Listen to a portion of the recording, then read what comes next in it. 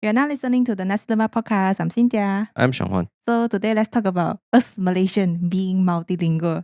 So what are the languages that you can speak? How many languages that you can speak?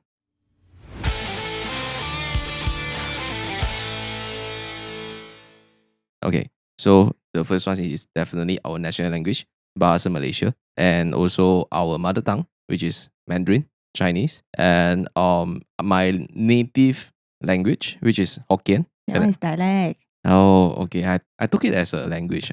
Okay. So, okay, then Hokkien is not part of it. Then probably it's like English, like So- Chinese, Bahasa, Malaysia, and also English. Okay, so the languages that you can speak is 3. So what about if you add dialects? How many dialects? If I add dialect, I can Hokkien, Cantonese, Hakka, Teochew.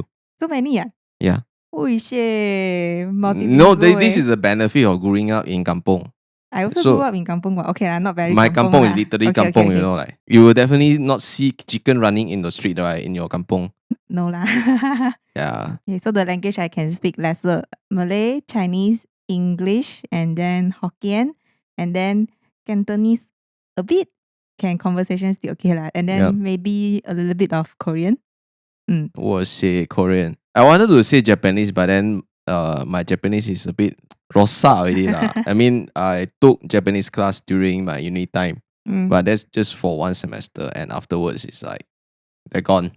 Mm. That's it. But you know, us Malaysian to all the people outside like foreigners they think Malaysian is very smart because we are very multilingual. Especially nowadays, I've saw some news that there are a lot of like non-Chinese parents. They actually send their kids to SJKC school.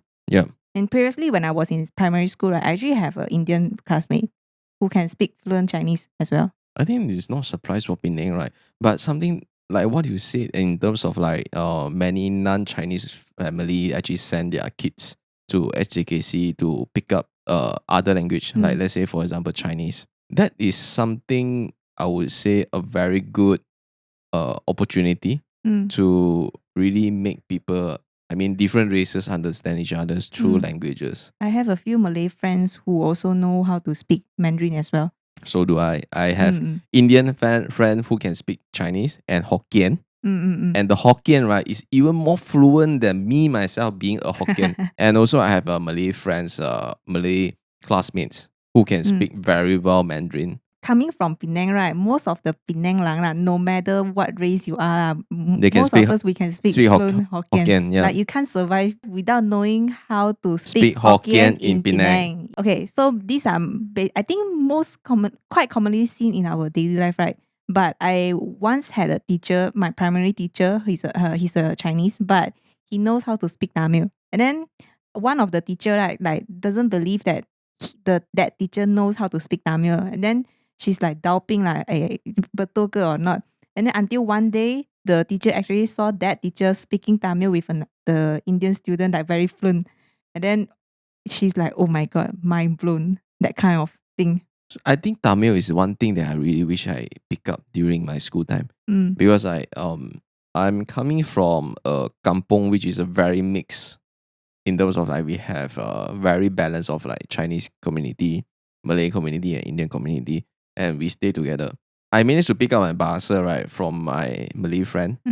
And I don't know, some people say my Bahasa is actually better than my Chinese, my Mandarin.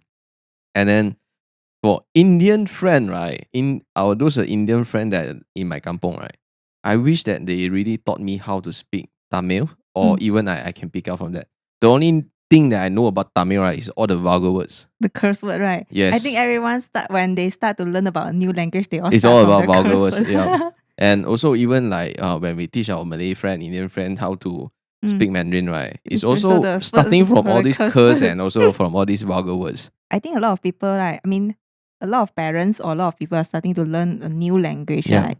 Maybe probably it's because it's beneficial to our life. Because we are living in a country with 3 races, with 3 languages, right? Yeah. So the more language that you know, like, I don't know, to me, it's like, as in, when I saw Malay, I speak Malay to them, I feel a bit the connection. They will feel more friendly and also like, you know, that just like how we deal with our clients some of the time, most of the time, right? Especially in governments or even like those our Malay community clients, right?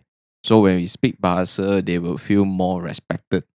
And Mm. also they will feel like, friend, closer connections. And then remember, there's one of our client who's also a Malay, but he actually knows how to speak Cantonese. Who is that? Which client? ST. Oh, And then yes, whenever yes, yes, yes, whenever he yes. saw us, he keeps on saying Cantonese to you, you know. Yes, but you keep on exactly. replying him in English.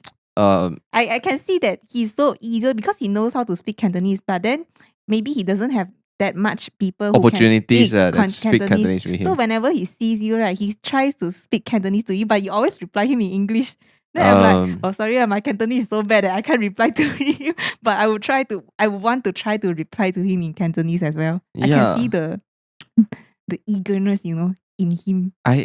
So to me, very personally, right, is that because when I first when I first face this client, this particular officer, and also like when I first speak to him, right, it's in English. It's a very official meeting. That is my very first impression about like the language that I carry with him.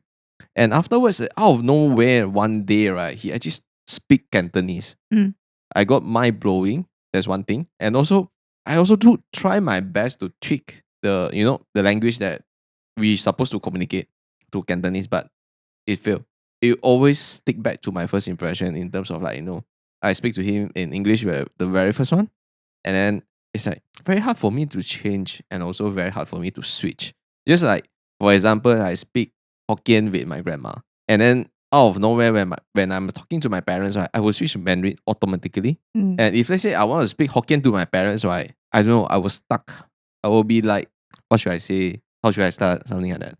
I don't know. I'm not too sure about you, or like probably people of you that are watching this podcast. I don't really feel like that. I mean, okay, I have like the certain language to speak to. Like for example, for my grandmother, of course I speak Hokkien to her because she can't understand Chinese ma. So that's the only language. But for my parents, right, I can switch between like Chinese, Mandarin, sometimes English. I cannot. I very much rely on the first approach, the first interaction. If let's say I started with Bahasa, it will be Bahasa all the way. Just like some of our clients that we first speak in Bahasa, right? Even though he or she's trying to speak in English, right? I cannot switch. I will still stick to Bahasa forever. Okay, so let's talk back about being multilingual. Do you think being multilingual is a benefit in terms of getting jobs? I think being multilingual is actually benefits for not only job, I think probably for life, for anything. Let's say, for example, when I was still a software engineer, as a Malaysian, we speak Chinese, we speak Bahasa, and we speak English. So it's beneficial, like in terms of like when it comes to Chinese, right? When we're dealing with people from Taiwan and also from China, we understand what they are saying, and we manage to actually reply or even having a very good conversations or communications with them in Mandarin. Even though my Mandarin is just okay lah, boleh pakai lah. At least you can understand. At Yeah, at least least you I can understand. converse a conversation. And in terms of Bahasa, right?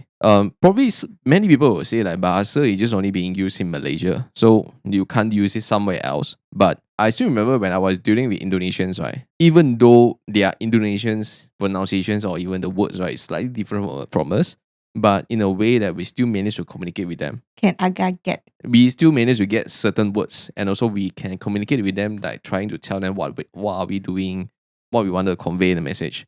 And when it comes to English, it's just international language. You know, like when I was in UK, right, my classmate actually heard that we speak English, right? They were like so amazed. Like, oh wow, you guys speak English. What's so big to amaze Because about? basically in our class itself, right, there is also Chinese, Chinese. Okay. There is a Taiwanese. Okay, so they don't really speak that. I mean, English? I wouldn't say they can't speak, but it just basically probably like they have that slang. Okay. And also like they have that kind of probably certain pronunciation is just very Taiwan or very China. Yeah. So when we speak English and they were just amazed, oh wow, you guys speak English. Then I mean from there itself, you can see that people is actually amazed in terms of like we can speak multiple language. I admit that part that when in terms of jobs, right? So whenever you are dealing with, especially clients from China, right? Yeah. The moment when you start to speak Chinese Mandarin to them, they're like, 你会讲华语? It's like you know how to speak Mandarin. and something you will be surprised, right? I know I found it very funny is whenever I'm actually speaking with our China clients, right? Our Mandarin slang, right, will automatically will automatically become like tune. Yeah, 您好，是吗？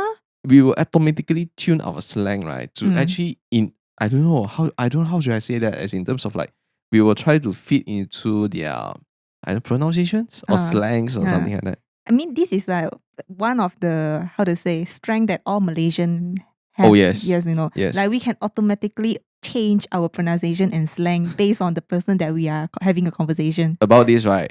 About like automatically switch our slangs or pronunciations, right? You know, when I was previously in my past career, right, when I was sent to India, right, I tend to switch my English to Indian style.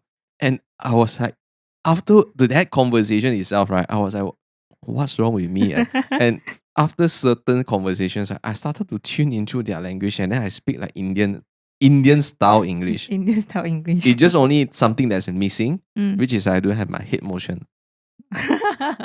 Yeah, very typical. So racist. Not racist, this, you know, that's how they speak, how they behave and so on. And being person that knowing dialects, right, is also benefit. You know, when I was working in Hong Kong, I managed to speak Cantonese. And so they was amazed, like, oh, you speak Cantonese. Yeah, something like that. So I would say it's good. It's definitely beneficial. It's definitely beneficial. And I don't know, like many people, like especially when we are at UK, Europe, right, they will say like for them to pick up a second language, right, it's very difficult. But for us, maybe because we grew up in a multi-racial environment that has multiple language, so it's a bit, not to say a bit I mean quite easy for us to pick up, I guess. Just now we talk about how being multilingual is beneficial for a job, but actually, in fact, I actually heard before that because our strength is being multilingual, but our weakness is also that our language, let's say for example English, because we're being multilingual, so we don't have a proper language that stands out much. I don't know if you get what I mean.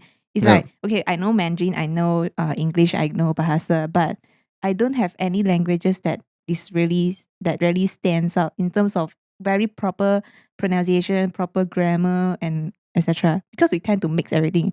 So in terms of getting jobs, this is what I heard before. Is as in like, so let's say when people want to hire someone who can speak English, yeah, I can speak English, but the problem is compared to a person who can speak even proper English, this will be my weakness. Probably they are native. Yeah, like native. Okay. Yeah, you're right. Yeah, I didn't notice that. See, because if like let's say if you want to hire someone who can speak Mandarin, right, they can choose to hire people maybe from Taiwan or from China when those people there they have more proper Chinese Mandarin speaking skills, I would say. Like in Malaysia, like all our language, maybe it's just me lah. Maybe there's someone who has a particular languages out there that stands out lah. But like that, for example, for my case, right, I doesn't have a language that I really speak well, like really, really well until that native level. Oh, I didn't notice that. This is what my parents told me before. It's okay. That's Malaysian style. So that we nasi campur sikit, nasi lemak sikit, and then as long as we manage to communicate and people understand what we are talking about, so why not? Another thing, right, foreigners are amazed with Malaysian is that we can switch languages like within seconds, and it's like very fluent. We are not only able to switch languages between seconds, right? We're also able to mix a conversation with multiple language. Yeah, exactly. It's like, because I saw a video before of a China tourist, he's amazed like, wow, why Malaysian can switch between Chinese and then English, later Bahasa, then campur, and then it's like their brain can still function well, no? I mean to us it's like, sounds so easy. But to them it's like, wow, this is a big thing. I think it's not only just like, okay, probably some people say, because you Chinese, you know Chinese, you know English, you Bahasa, so you can do. But I would say all Malaysians can do that. Like some of my Malay friend, right? They can campur Hokkien, Bahasa, English together in one conversation. Yeah, so I say to us Malaysian is an easy task, yes. But to foreigners they are like, whoa, amazing. And the best part, right? No matter how you campur, right? Everyone will understand. Yeah. Just now you mentioned about you learn Japanese, right, during your uni time. So other than Japanese, do you learn any foreign language? Or the curse word? Not just curse word lah. I mean proper foreign language lah. No. I only because Japanese language during my uni time, right, is a compulsory subject. Oh. It's a matter of I choose Japanese, Korean, or Spanish. Oh, okay. To me, Korean, it doesn't really interest me that much. Spanish, forget it. So I was like, okay, so between three, the only one that I thought probably would be useful to me is because basically I love Japan. So I thought it would be useful for me. So I pick up Japanese. But do you have any languages that you would particularly like to learn? Or no? You are Tamil. satisfied? I mean, to be very honest, I wanted to pick up Tamil. I wanted to pick up Tamil because I found it very interesting to speak Tamil. Yeah, I think, like Malaysian are like, I know Mandarin, I know Bahasa, but I doesn't know how to speak Tamil. To me, I also, if I can, I also wish I could learn Tamil. And then, imagine communicating with our Indian friends with Tamil. Yeah. Macam I mean, that's the geng thing. sia. That's the thing. That's the thing that I feel that I left out. It's like with Bahasa, English, Mandarin, something missing is Tamil. Yeah, lor. And like we have one person in our team, in our office, who can conquer all these four languages. Oh, yeah. She can speak Tamil, Mandarin, Bahasa, English. So she can conquer all this. So let us know in the comment section below, what language can you speak, or how many languages or how many dialects in total can you speak? And we'll see you in the next episode.